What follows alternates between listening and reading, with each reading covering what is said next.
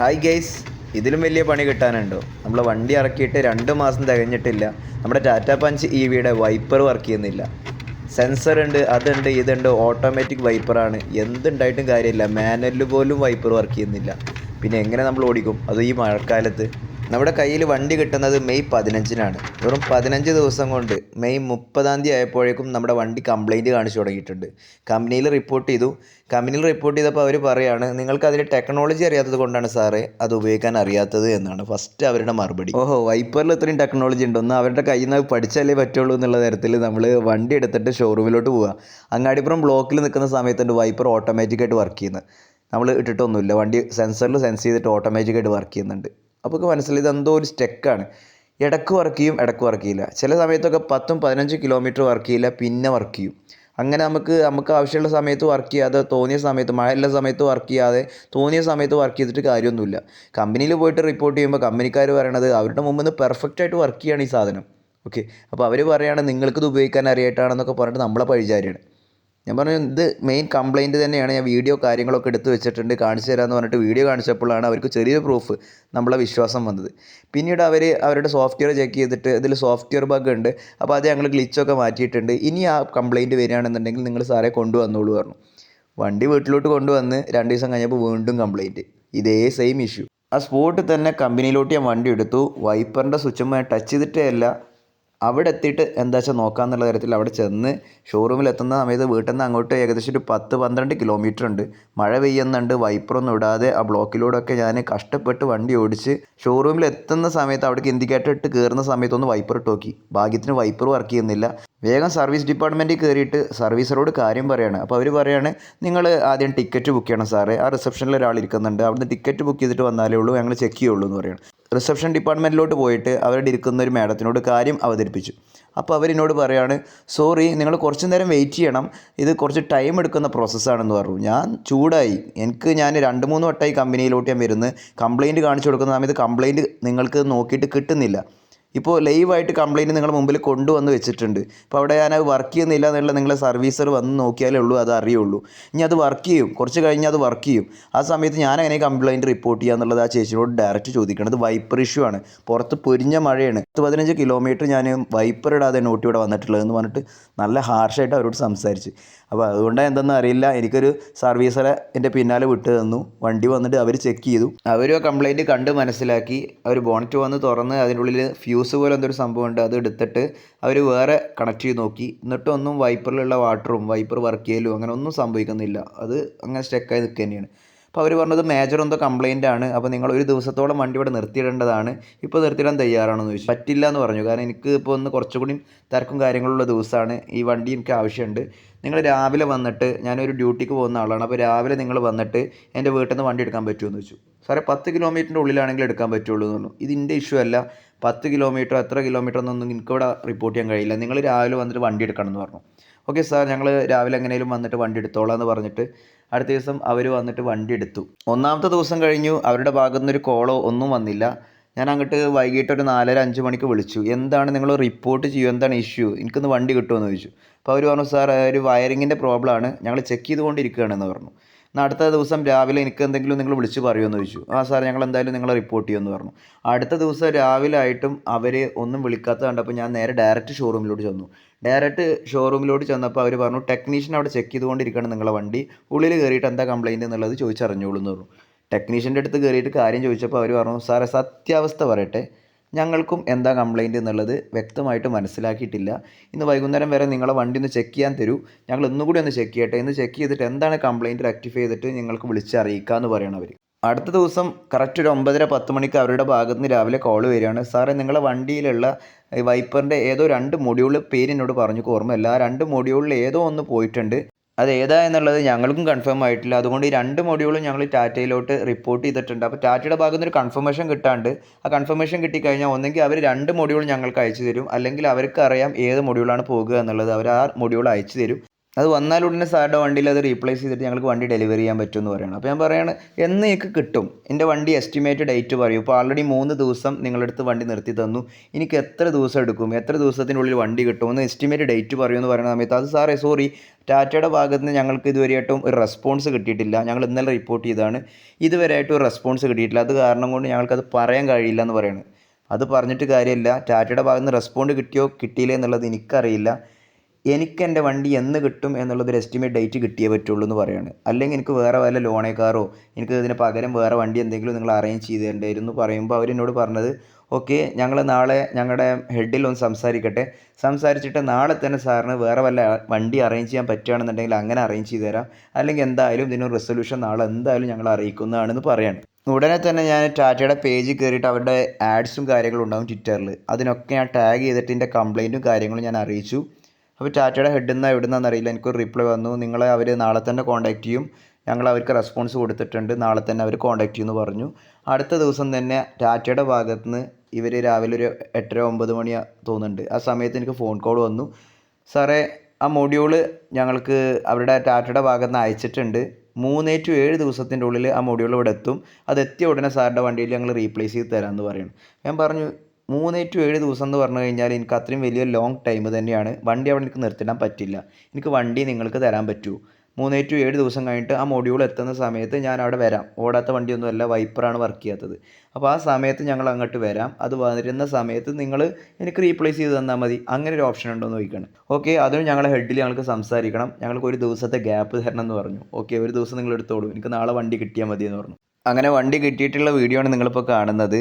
ഇപ്പം എൻ്റെ വണ്ടിയുടെ കണ്ടീഷൻ എന്താണെന്ന് വെച്ച് കഴിഞ്ഞാൽ വൈപ്പർ പണ്ട് കുറച്ചെങ്കിലും വർക്ക് ചെയ്തിരുന്നു, ഇപ്പോൾ ഒട്ടും വർക്ക് ചെയ്യില്ല, അതിനുള്ളിൽ എന്തൊക്കെയോ സ്ക്രൂ ഒക്കെ ഊരി ഇട്ട് എനിക്ക് ഇങ്ങനത്തെ ഒരു കണ്ടീഷനിലാണ് വണ്ടി തന്നിട്ടുള്ളത്. ഒട്ടും അവരുടെ സർവീസ് പോരാ എന്നുള്ളതാണ് അവർ വീണ്ടും വീണ്ടും തെളിച്ചുകൊണ്ടിരിക്കുന്നത്. വണ്ടി കിട്ടിയ സമയത്ത് ഇതിൻ്റെ ഉള്ളിലുള്ള ചളി പറയാതിരിക്കായിരുന്നു, അവർ പറ്റ റഫായിട്ടാണ് എൻ്റെ വണ്ടി അവർ അവിടെ ഉപയോഗിച്ചിരുന്നത്. എന്തായാലും 3 ദിവസമോ അല്ലെങ്കിൽ 7 ദിവസമോ കഴിയുമ്പോൾ ആ മൊഡ്യൂൾ വരുന്ന സമയത്ത് അവരുടെ ഭാഗത്ത് നിന്ന് കോള് വരുമെന്ന് പറഞ്ഞിട്ടുണ്ട്, ആ സമയത്ത് പോയിട്ട് മാറിയാൽ മതി, അവരുടെ കയ്യിൽ ഇങ്ങനെ റഫായിട്ട് യൂസ് ചെയ്യാൻ നമ്മൾ ഇട്ട് കൊടുക്കേണ്ട ആവശ്യമില്ലല്ലോ.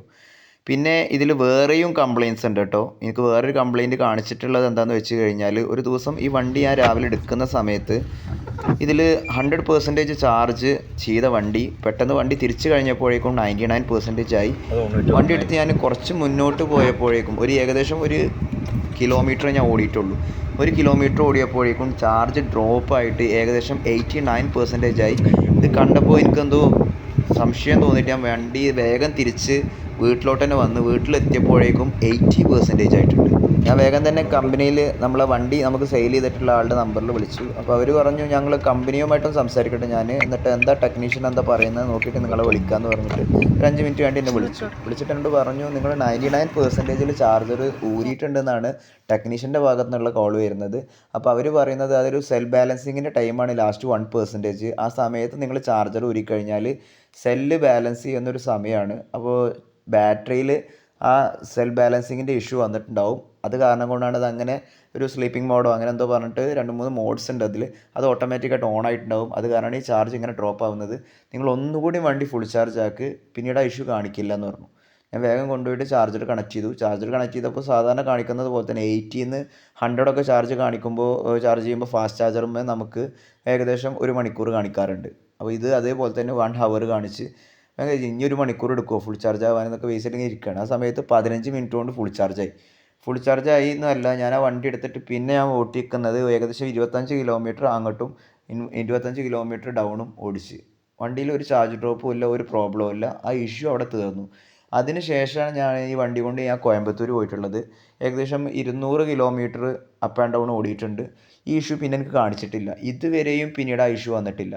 പിന്നീട് നമ്മുടെ വണ്ടിയുടെ ഈ വൈപ്പർ ഇഷ്യൂ വന്ന ഷോറൂമിൽ നിൽക്കുന്ന സമയത്ത് നമുക്കൊരു ഇഷ്യൂ വേറെ വന്നതാണ്, ചാർജർ ഇഷ്യൂ.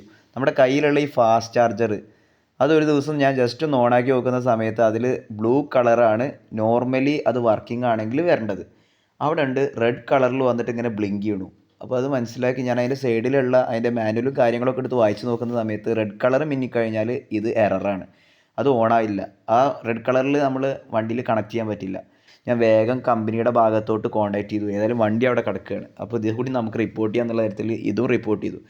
ഇത് റിപ്പോർട്ട് ചെയ്തപ്പോൾ കമ്പനിയുടെ ഭാഗത്ത് നിന്ന് പറയുകയാണ് ഇത് കമ്പനി പ്രൊവൈഡ് ചെയ്യുന്ന ചാർജറാന്ന് പറഞ്ഞിട്ട് കാര്യമല്ല. ഇതിന് വേറൊരു കസ്റ്റമർ സപ്പോർട്ടും ടീമുമാണ്.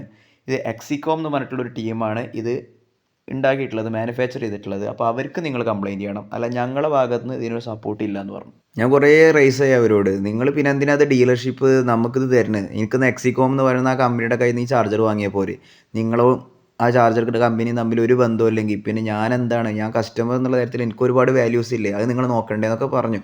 പക്ഷെ അവർ പറഞ്ഞു ഞങ്ങൾക്കൊന്നും ചെയ്യാൻ കഴിയില്ല സർ, ഇതിന് ടോൾ ഫ്രീ നമ്പർ ഉണ്ട്, എക്സികോമിൻ്റെ ആ സിസ്റ്റത്തിൻ്റെ മുകളിൽ തന്നെ എഴുതിയിട്ടുണ്ടാവും, അതിൽ വിളിച്ച് റിപ്പോർട്ട് ചെയ്യൂ എന്നുള്ള തരത്തിൽ നമുക്കൊരു സപ്പോർട്ടും ഇല്ല കസ്റ്റമറിന്. ഈ 50,000 രൂപ കൊടുത്തിട്ട് വാങ്ങിച്ച ഈ സിസ്റ്റത്തിന് ടാറ്റയുടെ ഭാഗത്ത് നിന്ന് നമുക്കൊരു സപ്പോർട്ടും ഇല്ല.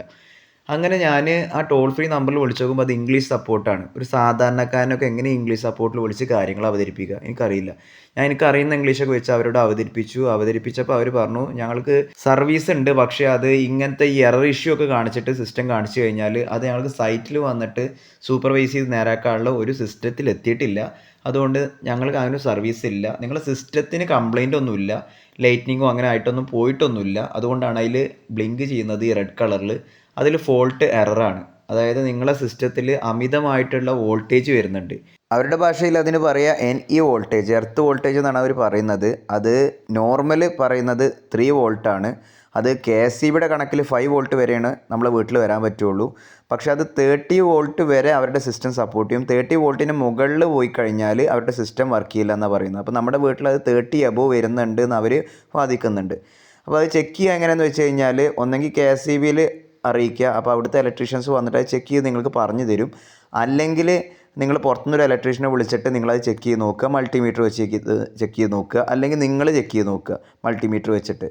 അപ്പോൾ അതിൻ്റെ ഒരു ഫോട്ടോ കാര്യങ്ങളൊക്കെ ചെക്ക് ചെയ്യേണ്ട വിട്ടു തന്നു. അപ്പോൾ ഞാൻ ചോദിച്ചു നിങ്ങളെ സിസ്റ്റമാണ്, നിങ്ങളെ കാര്യങ്ങളാണ്, നിങ്ങൾക്ക് വന്നിട്ട് അതൊന്നും ചെക്ക് ചെയ്ത് തരാനോ സൂപ്പർവൈസ് ചെയ്യാനോ അതിന് കാര്യങ്ങളൊന്നും ഇല്ലയെന്ന് ചോദിച്ചു. ഞങ്ങൾക്ക് അങ്ങനത്തെ ഒരു സപ്പോർട്ട് ഇല്ല എന്ന് വീണ്ടും അവർ പറയാണ്. KSEBിയിൽ ജസ്റ്റ് വിളിച്ച് പറഞ്ഞു, അവിടുന്ന് 3 ദിവസത്തോളം വിളിച്ച് പറഞ്ഞിട്ടാണ് ലൈൻമാൻമാർ നമ്മളെ വീട്ടിൽ വന്നത്. അവർ വെറും ടെസ്റ്റർ ഉപയോഗിച്ചിട്ടാണ് ചെക്ക് ചെയ്യാൻ വന്നിട്ടുള്ളത്. ഞാൻ അവർ കാണിച്ചു കൊടുത്തു, ഇതിൽ ഇങ്ങനൊരു ഫോട്ടോ എനിക്ക് വിട്ട് തന്നിട്ടുണ്ട്, ഇതിൽ 30 എബോവ് വോൾട്ടേജ് വരുന്നുണ്ട് എന്നുള്ളൊരു കാര്യം അവർ എനിക്ക് പറഞ്ഞു തന്നിട്ടുണ്ട്. അപ്പോൾ അത് ചെക്ക് ചെയ്തിട്ട് പ്രോബ്ലം ഉണ്ടെങ്കിൽ എനിക്കത് റിസോൾവ് ചെയ്ത് തരണം നിങ്ങളുടെ KSEBിയുടെ ഭാഗത്ത് നിന്ന് പറയുന്നത്. അപ്പോൾ അവർ പറയണം അങ്ങനത്തെ KSEBിയുടെ ഭാഗത്ത് നിന്ന് അങ്ങനത്തെ ഒരു സംഭവമൊന്നുമില്ല, ഞങ്ങൾക്ക് അങ്ങനെ ഒന്നും വോൾട്ടേജ് കൺട്രോൾ ചെയ്യാനൊന്നും കഴിയില്ല, നിങ്ങളുടെ വീട്ടിൽ എർത്തിൽ കറണ്ട് വരുന്നുണ്ടോ എന്നുള്ളത് നോക്കാൻ പറ്റുള്ളൂ, അങ്ങനെ റിട്ടേൺ കറണ്ട് വരുന്നുണ്ടെങ്കിൽ ഞങ്ങൾക്കത് ശരിയാക്കി തരാൻ പറ്റും. ഇവിടെ ചെക്ക് ചെയ്തിട്ട് നിങ്ങളെ വീട്ടിൽ വോൾട്ടേജ് ഇഷ്യൂ ഒന്നുമില്ല, ഇവിടെ ഒരു പ്രോബ്ലവും ഇല്ല, ആ സിസ്റ്റത്തിന് കംപ്ലയിൻ്റ് ഉണ്ടെങ്കിൽ അത് അവരോട് കമ്പനിയോട് നിങ്ങൾ റിപ്പോർട്ട് ചെയ്യുമെന്ന് പറഞ്ഞിട്ട് ഇവർ പോയി. നമ്മുടെ ഇലക്ട്രീഷ്യനെ വിളിച്ച് നോക്കി, നമ്മുടെ വീട്ടിലുള്ള ഇലക്ട്രീഷ്യനും ചെക്ക് ചെയ്യുന്ന ആൾക്കും ഇതിനെക്കുറിച്ച് ഐഡിയ ഇല്ല. അവസാനം ഞാൻ നമ്മുടെ വീട്ടിലന്ന് ഫാസ്റ്റ് ചാർജർ സെറ്റ് ചെയ്ത് വെച്ച ചെക്കനുണ്ട്, അതൊരു പാലക്കാട്ടുകാരനാണ്, ടാറ്റയുടെ ഭാഗത്ത് നിന്ന് വന്നത്, അവൻ്റെ നമ്പർ കയ്യിലുണ്ട്.